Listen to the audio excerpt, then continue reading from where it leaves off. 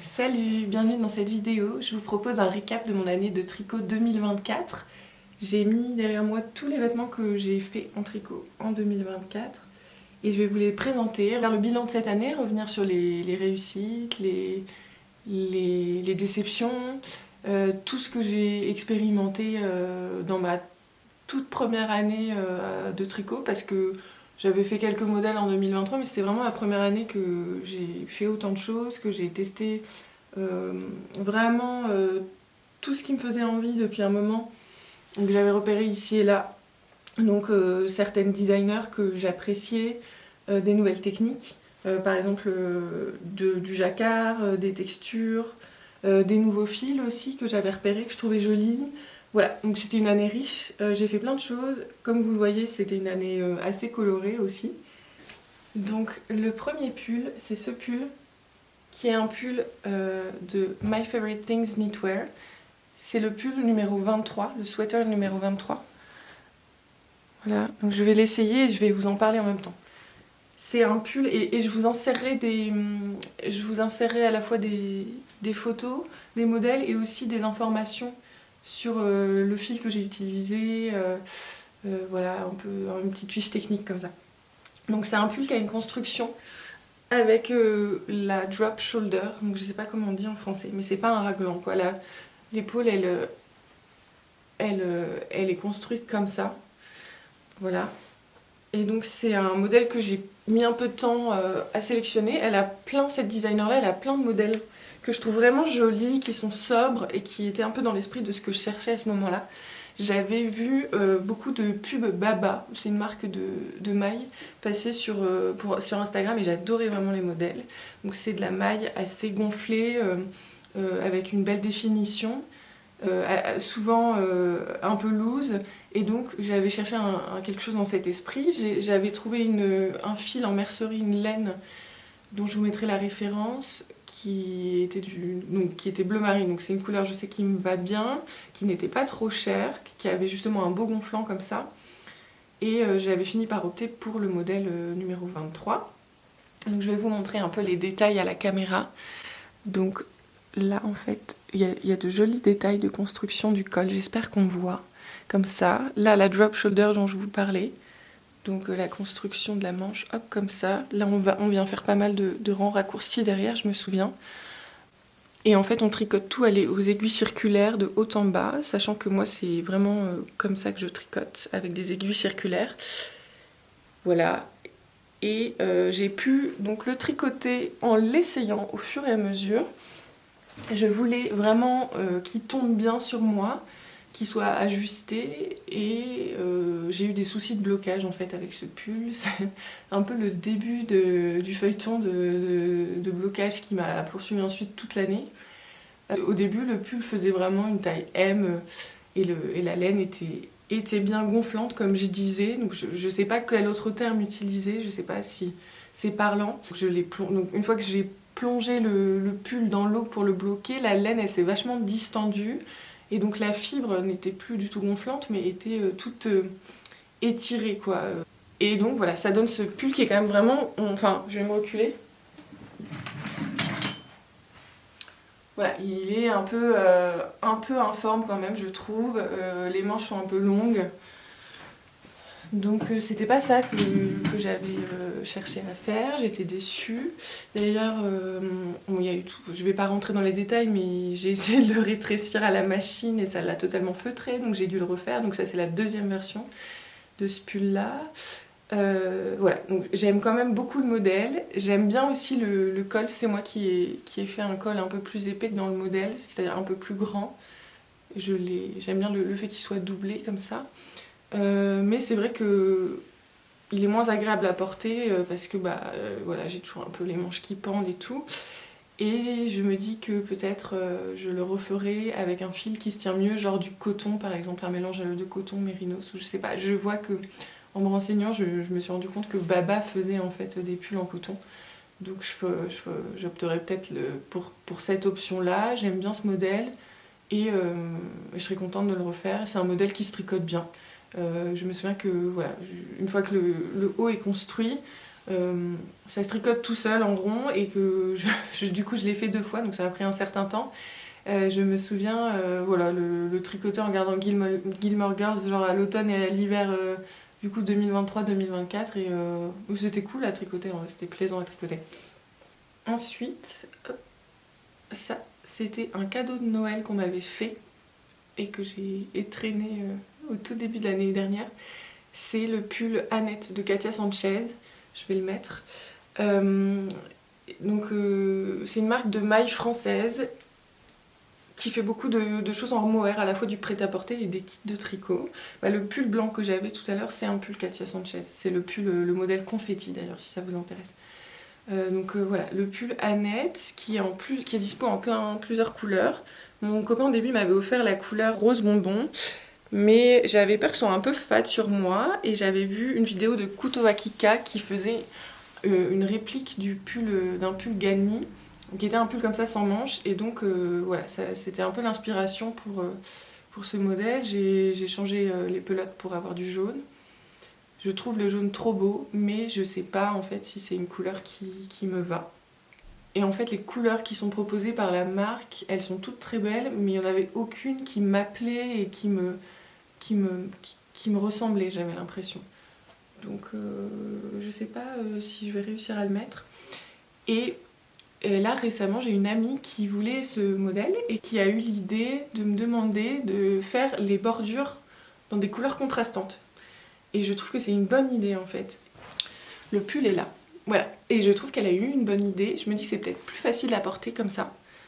Et vu que les couleurs Katia Sanchez sont belles, je pense qu'il y a des options, plusieurs options comme ça qui peuvent être sympas. Genre je sais qu'elles ont un orange vraiment assez vibrant qui pourrait aller avec un rose un peu foncé. Enfin bref, je trouve que c'est une bonne idée. Et c'est peut-être moins fade que ce modèle-là. Et après, pour les modèles Katia Sanchez, il faut savoir que c'est des modèles qui se tricotent pas du tout de la même façon que les modèles de designers scandinaves ou anglophones, qui se tricotent du coup souvent sur aiguilles circulaires en rond de haut en bas. Là, les modèles Katia Sanchez, en fait, c'est des modèles où on fait des, je sais pas comment on dit, des panneaux, enfin je sais pas, on fait juste des pièces à plat qu'on vient coudre ensuite, on fait de bas en haut. Donc là, il y a beaucoup de couture, il faut apprendre à faire du grafting. Et c'est pas la même construction, c'est pas le même travail. Et moi, je suis moins habituée à ça. Ce pull reste simple à tricoter et assez rapide parce qu'on double le fil et la maille est assez épaisse. Donc voilà le pull Esther Sweater de Petite Knit qu'on ne présente plus. Un pull qu'on a beaucoup vu et qui était un peu un tube de l'année dernière. Et moi j'avais flashé dessus en voyant la photo, le modèle pour enfants qu'elle avait fait. Et la photo c'était sa petite fille qui est très très blonde avec cette couleur là exacte. C'est la teinte Poppy du fil Double Sunday qui est en 100% laine. Donc voilà, j'aimais vraiment beaucoup cette teinte. Je trouve que ça met en valeur la texture du pull, qui est vraiment trop trop belle. J'aimais bien sur la photo le côté un peu rustique. Donc j'ai commandé ces pelotes et quand je les ai reçues, je me suis quand même rendu compte que c'était un rouge qui était peut-être un peu audacieux pour moi, donc peut-être un peu trop orangé par rapport à mes couleurs et ma carnation et tout. Je pense que c'est un rouge qui va mieux à par exemple quelqu'un de très blond. C'est pas le rouge parfait pour moi, donc, mais en soi le pull est très beau et je l'aime trop. C'est vraiment une belle pièce, mais c'est vrai que là ça se voit à la caméra, je pense que c'est pas ce qu'il y a de plus flatteur pour moi.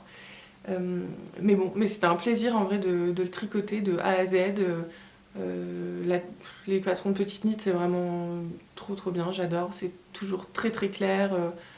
Très détaillé. Là, il y avait beaucoup de diagrammes qui sont un peu impressionnants quand on n'en a jamais fait, mais en fait, c'est très simple, c'est juste pour faire les points de riz, etc. C'est une alternance entre des mailles endroit et des mailles envers. J'ai quand même eu un tout petit souci avec ce pull, par contre, c'est-à-dire que ça se voit peut-être un peu là. Il n'a pas la tenue que je décrivais, que j'avais vue dans la photo. Il a un côté un peu plus drapé comme ça, et un peu plus loose, un peu tombant. Et donc ça c'était au moment du blocage en fait, parce que quand je le tricotais, je l'essayais au fil de l'eau, il était parfaitement ajusté et centré pour moi, et au moment de le bloquer il a pris 1 ou 2 tailles, donc voilà c'était difforme, donc il était vraiment long quand je l'ai bloqué, hein. C'était beaucoup trop long et donc je l'ai défait et j'ai raccourci le buste, les manches, j'ai fait des bords-côtes plus hauts. Donc voilà, donc maintenant il a l'air quand même un peu plus ajusté mais il est très large.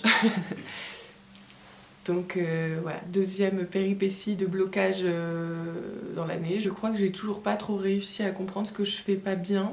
Peut-être que je fantasme un peu trop sur une texture de pull qui n'existe pas, c'est-à-dire un pull vraiment avec une maille super serrée et le fil qui, qui se déploie comme ça.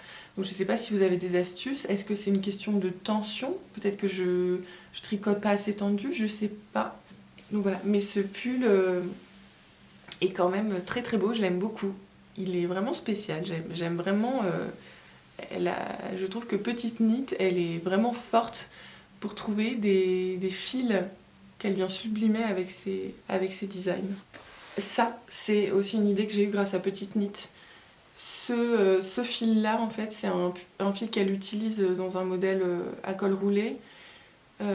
Moi, je voulais pas faire ce modèle-là, mais j'avais cherché pendant un certain temps quel modèle pourrait bien aller avec cette laine. Donc c'est la Noro Madara en couleur saké qu'on m'avait offert. On m'avait offert 2 écheveaux. Donc j'en avais racheté un 3e parce que voilà, pour avoir une quantité suffisante pour faire un pull.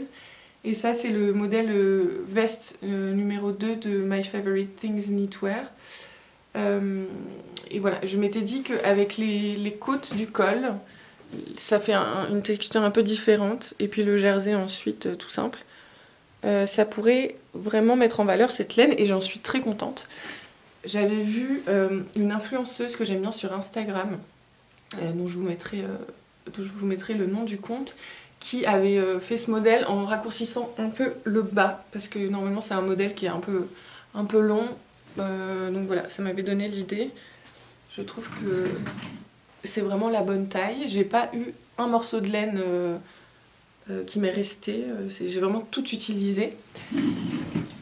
Et je trouve que ça va bien avec ce fil qui a une vibe un peu papier journal, je sais pas comment dire, un peu un tello, un peu prépi qui se marie bien.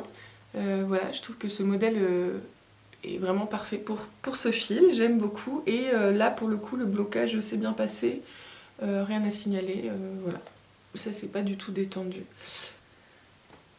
Une jolie pièce que j'ai pu faire aussi avec une laine qu'on m'avait offerte, décidément.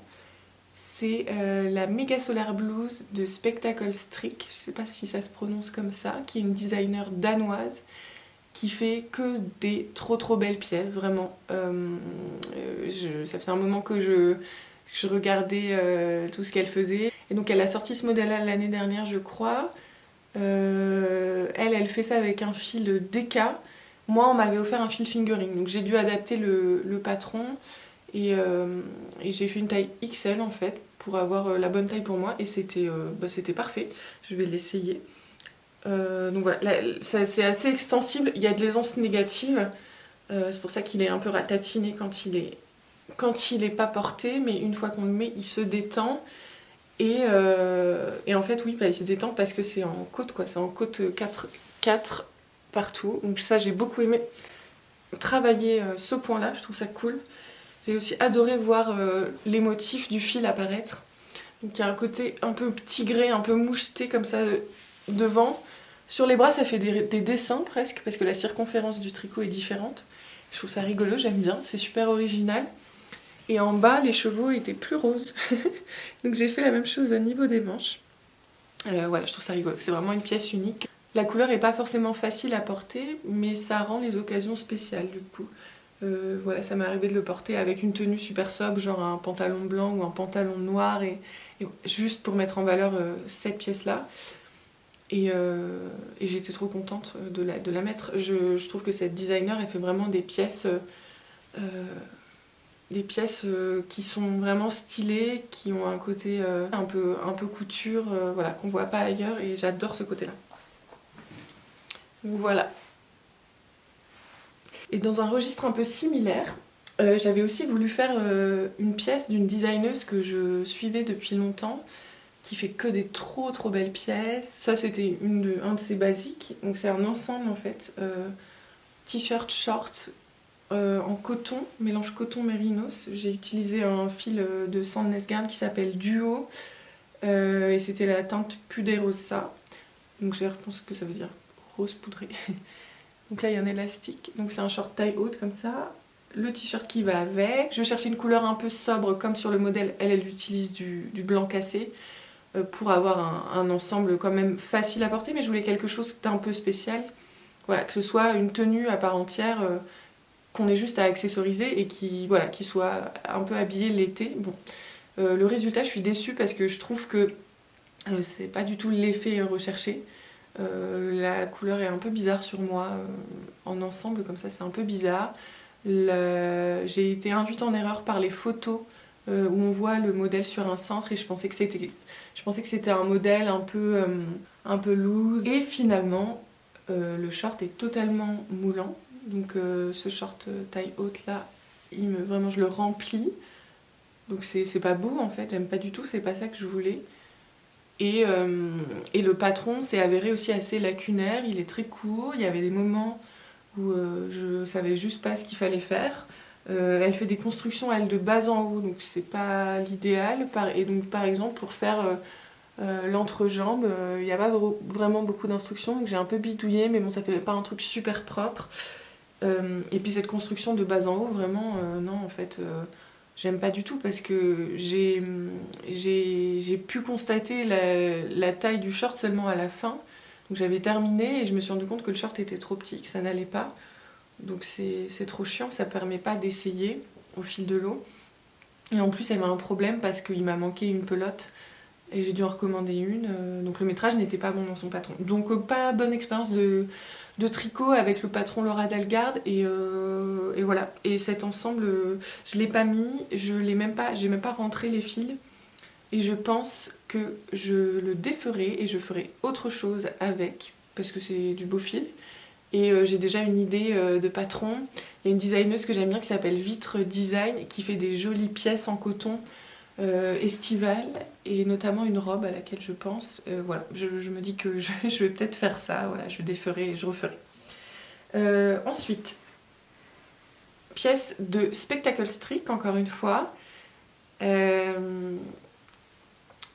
Qui est trop belle, j'adore. Je vais l'essayer pour vous montrer. On a beaucoup vu ce modèle aussi l'année dernière sur les réseaux sociaux. C'est le Stripe Overload Polo. Moi j'ai choisi ces couleurs-là, j'ai fait ça attentivement. J'ai réfléchi longuement. Donc c'est un bleu roi avec un rose ballerine. J'ai fait les bords en rose, je trouve ça joli, j'aime bien. Je savais que c'était des couleurs qui étaient susceptibles de m'aller. Et pour le fil, j'ai utilisé le fil Filcolana. Donc j'ai fait un mix Arwetta et Tilia, un mix de mohair et de laine. Parce que j'avais déjà essayé ce fil et que vraiment, j'ai rien essayé d'aussi bien que ça en fait. C'est... déjà, je trouve qu'on voit, je pense, mais le halo du mohair, il est vraiment là quoi. Voilà, là je l'ai pas bloqué parce que j'aimais bien la façon dont ça taillait. J'aime bien le côté un peu bombé comme ça, pas trop oversize, vraiment qui tombe bien. Je l'ai essayé en le faisant et c'était cette coupe que je recherchais. Donc voilà, j'ai laissé le fil tel quel et il est vraiment beau quoi. La maille elle est assez régulière et tout. Il tient très chaud. Voilà, je suis ravie. Je suis ravie du choix du patron, des couleurs, du fil que j'ai utilisé. Ouais, vraiment, c'est un modèle spécial. Comme sa blouse tout à l'heure, c'est vraiment une pièce qu'on voit nulle part ailleurs et qui fait un peu couture, quoi. J'adore. J'adore ce côté-là dans le tricot, de pouvoir se faire des pièces qu'on pourrait pas s'acheter si on devait se les acheter dans le commerce. Donc voilà, c'est vraiment ça, un coup de cœur de mon année 2024. Ensuite, ça c'est une expérimentation un petit peu. J'avais vu un modèle similaire fait par Larkey Larkbager, je sais pas comment on dit, qui est aussi une designer danoise, décidément. Elle a un modèle comme ça où elle fait un yoke comme ça en jacquard avec des chutes de laine, donc ça fait un truc contrastant avec souvent soit une base noire ou blanche, et donc elle fait une base colorée comme ça, un peu multicolore. Moi j'avais trouvé une grosse pelote comme ça dégriffée dans une mercerie un peu arc-en-ciel que j'avais mise de côté, et je savais que je voulais faire un modèle comme ça un jour, donc j'ai cherché une laine un peu rustique. J'ai testé la Peer Gynt de Sandnesgarn que j'avais jamais testé. Et j'ai pris le temps de vraiment choisir la teinte qui m'irait, le blanc qui m'irait. Parce que finalement, dans les neutres, en fait, y a de tout. Et il faut faire attention aussi à trouver une teinte qui nous va. Donc je trouve que c'est assez lumineux sur moi. Je suis contente de la teinte que j'ai choisie. Je me souviens que j'ai vraiment pris une photo de moi à la lumière naturelle et que j'avais mon écran d'ordinateur avec la pelote et que vraiment je comparais les deux, je regardais pour choisir quel blanc était susceptible de m'aller. Et donc je suis contente du résultat. J'ai finalement trouvé un patron vintage sur Etsy parce que j'ai galéré un peu à trouver un modèle comme ça. Et c'était un bon test de vieux patrons sur magazine. Donc là, c'était une construction de bas en haut.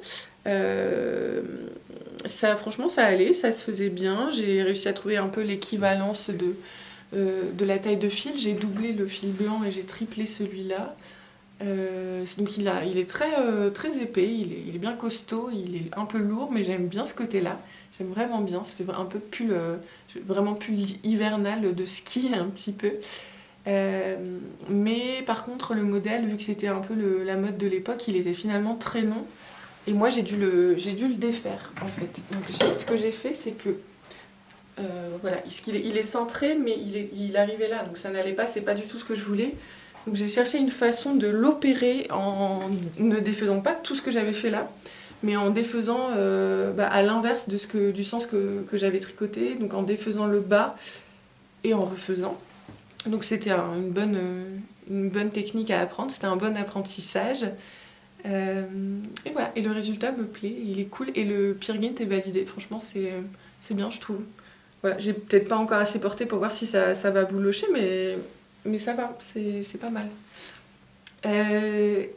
Ensuite, il y a cette écharpe que vous avez sans doute vu passer pas mal aussi. C'est la Berlin Scarf de Paula Street, qui est aussi belle que sur les photos, en vrai.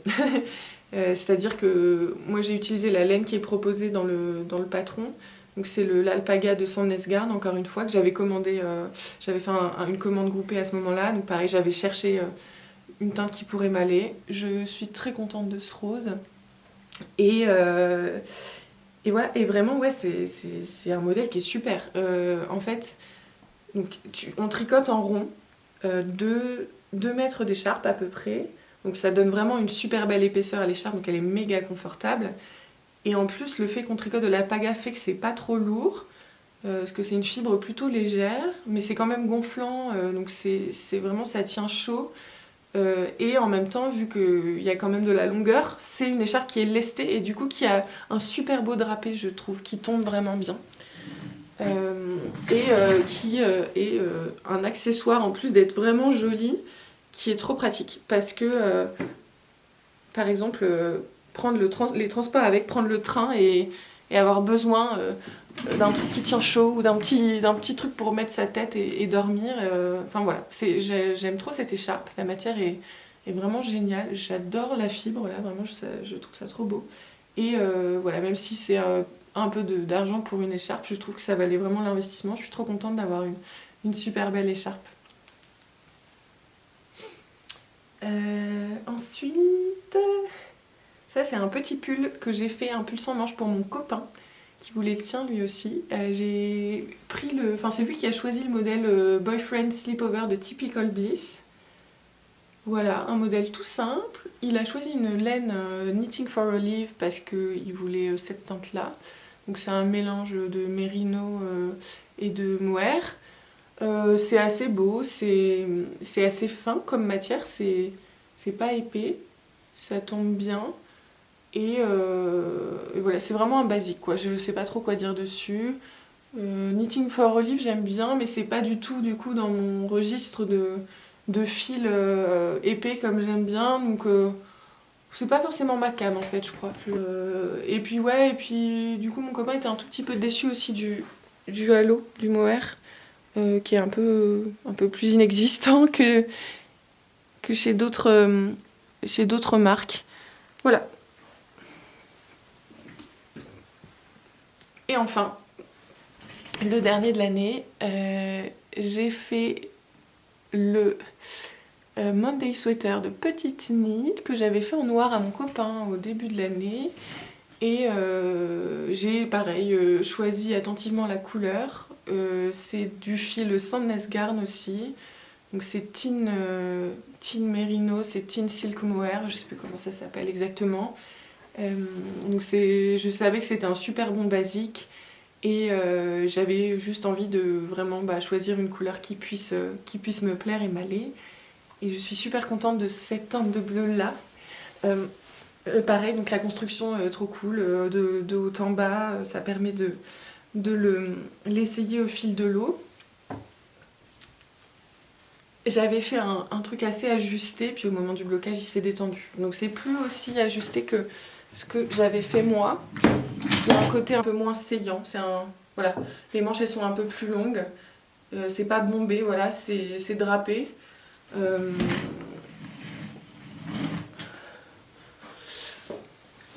Donc c'est pas l'idée que j'avais en tête exactement, mais je crois que c'est le modèle qui est comme ça en fait. Ça en reste pas moins un très beau pull, j'aime beaucoup. Et la matière est belle et vraiment, je crois que Sandnes Garn c'est une marque qui est validée du coup. Ce qui se dégage un peu de tout ça, c'est que j'aime beaucoup le travail sur la texture, je crois. Parfois c'est juste l'alternance de points envers, enfin de mailles envers et de mailles endroit, mais ça crée... j'adore voir apparaître les motifs et tout, ça je crois que j'aime vraiment beaucoup. J'aime bien les fils un peu spéciaux, soit teints à la main ou avec un tweed un peu joli, ça c'est trop cool, j'aime beaucoup. J'aime vraiment définitivement les constructions de haut en bas, c'est ce que je préfère sur aiguille circulaire. Ça permet vraiment d'essayer au fil de l'eau et de pas faire de grosses bêtises. Bon, le problème c'est quand même que je maîtrise pas encore parfaitement bien le blocage et que du coup je peux avoir des déconvenues à ce moment-là, mais je pense quand même que si je m'astreins à bloquer mon échantillon, j'aurai moins de problèmes. Et ce que je retiens d'autre de cette année 2024, c'est que je trouve ça super agréable d'alterner entre des modèles assez basiques, des bons basiques en fait, et des modèles plus expérimentaux, plus originaux. J'adore avoir les deux. D'ailleurs, je l'ai pas précisé, mais je tricote souvent un projet à la fois. Je suis pas très... je m'éparpille pas de ouf. Je crois que quand je suis dans un projet, ça m'habite et je m'y tiens. Ça me va bien de rester sur un rythme un peu monogame comme ça, où j'ai un projet à la fois. J'espère que ça vous aura plu. J'espère que ça vous aura donné des idées, que ça vous aura appris des choses. Moi, je suis curieuse d'avoir en commentaire vos retours par rapport au sujet que j'ai abordé dans la vidéo, si vous avez des choses à partager, à m'apprendre, voilà, ou à commenter. Et j'espère aussi que s'il y a des toutes débutantes ou des personnes qui n'ont même pas encore commencé à tricoter qui tombent sur cette vidéo, ça vous donnera envie de vous y mettre. Moi, j'y ai épuisé vraiment plein de choses en 2024. Le tricot, ça a des vertus vraiment relaxantes à la fois. Je pense que le faire, faire quelque chose de ses mains, c'est un peu méditatif. Puis quelque chose qui se fait vraiment une maille à la fois, qui se fait lentement. C'est un temps qui est incompressible. Ça, je pense que ça m'a apporté beaucoup de bien-être psychologique et aussi toutes les étapes que je décrivais qui sont vraiment des étapes où on s'immerge dans un univers créatif qui est super bienfaisant. J'ai adoré. Voilà, la saisonnalité de la matière en fait qu'on va mettre sur soi et qui va nous apporter du confort ou du réconfort selon les saisons. Voilà, de la fraîcheur en été, de la chaleur en hiver, de la couleur aussi au quotidien. le toucher au moment de fabriquer, toucher les fibres. Moi j'adore cette matière, je m'en lasse pas du tout, je pense que c'est une matière qui me parle beaucoup. J'adore être entourée de tissus, de fibres et de fils. Tout l'univers aussi du tricot que j'ai découvert et dans lequel je me suis immergée, c'est-à-dire bah voilà, sur Instagram, sur YouTube, il y a plein de créatrices de contenu qui font des trucs très différents, super originaux, uniques, où elles mettent beaucoup de créativité. Le fait que ce soit un univers féminin aussi, ça fait du bien en fait, je sais pas, ça coupe de... C'est un peu une bulle de douceur, de joie et de réconfort par rapport au reste du monde dans lequel on évolue. Je pense que ça échappe pas mal aux lois patriarcales qui nous gouvernent habituellement dans la société. Et donc tout ça combiné, vraiment ça a égayé mon année 2024 et j'ai trop hâte d'entamer cette nouvelle année avec de nouveaux projets de ce côté-là. Peut-être ce projet de chaîne aussi qui est tout nouveau. Je vais voir si ça m'inspire, s'il grandit, voilà, si j'ai envie de le faire grandir. Merci d'avoir regardé cette vidéo si vous êtes encore ici. Et donc je vous dis à très bientôt pour une année 2025. J'espère riche en découvertes et en expérimentation. Salut!